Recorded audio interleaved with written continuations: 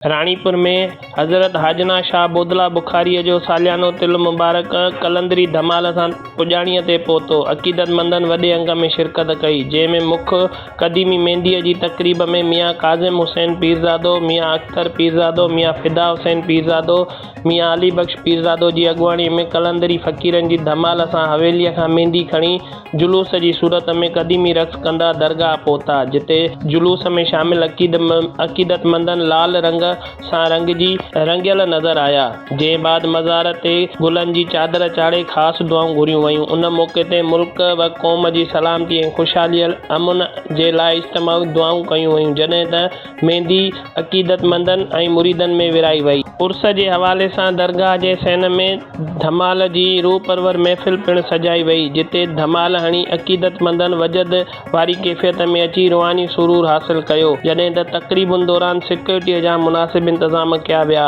हुआ। उन बाद तक़रीब में आयल अक़ीदतमंदनि ऐं मुतक़दनि लाइ लंगर जो पिणु एहतमाम कयो वियो। ॿिए तरफ़ राति जो देर सां दरगाह जे अंगण में उर्स जे हवाले सां सूफ़ियाणी राग जी महफ़िल सजाई वई, जंहिंमें मशहूर सूफ़ी रागी अयाज़ मल्ला, मासूम मुख़्तियार ऐं ॿियनि मक़ामी फ़नकारनि पंहिंजे सुरनि सां महफ़िल खे चार चंड लॻाए ॿुधंदड़नि ते वजद तारी करे छॾियो। जिते मेले जहिड़ो समाह रहियो। इंतज़ामनि तरफ़ां पार्किंग, सफ़ाई सुथरा ऐं ॿियूं सहूलियतुनि जा इंतज़ाम पिणु कया विया हुआ।